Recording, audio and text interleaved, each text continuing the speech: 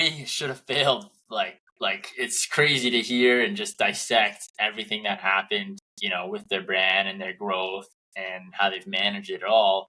I mean, what ultimately do you think led to their success? Was it, I mean, obviously grit and determination, but what else? I mean, why do you think Viore made it?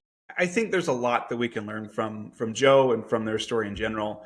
The first is that they were extremely focused. So remember, they only did men's initially in a single channel, and they really wanted to get good at one thing before they expanded to something else. And you think about this, where they opened up their own retail stores, they expanded. Again, they had shorts initially was like the product that they had, and they expanded into other men's categories, and then eventually added women's.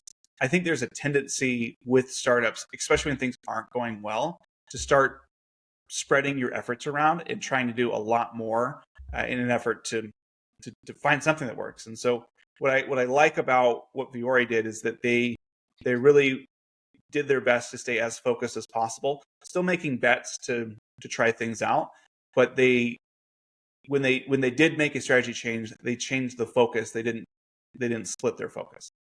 I think the other thing that's really interesting is that being bootstrapped, even though it was painful for them, really built really good habits around frugality and just doing things the right way. When you take on too much money too early, it's there's this expectation that you have stuff figured out, right? You have to have this unique customer acquisition hook. You have to have some new application of technology. You have a big celebrity endorsement, things like that.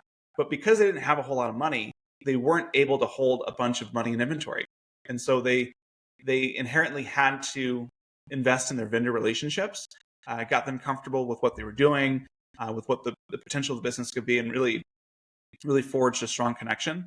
And actually, the CEO of Under Armour has said several times that founders, if they create these close relationships with their factories, can treat their factories almost like a bank, right? You can leverage their balance sheet to grow your business. The founder, Joe, had a very frugal lifestyle.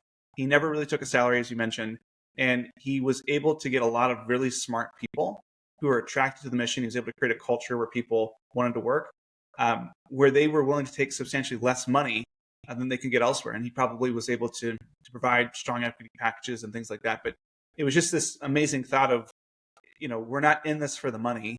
We're in this for something else. And, oh, by the way, the money came afterward.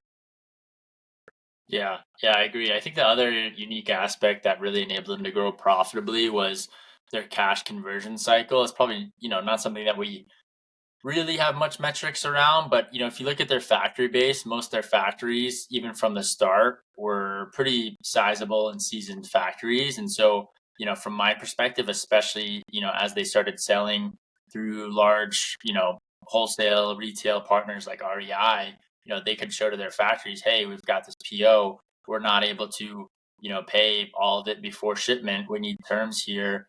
They probably got to a point where they're able to sell a lot of their inventory before they have to pay for it, which is just an amazing position to be in as an e-commerce brand.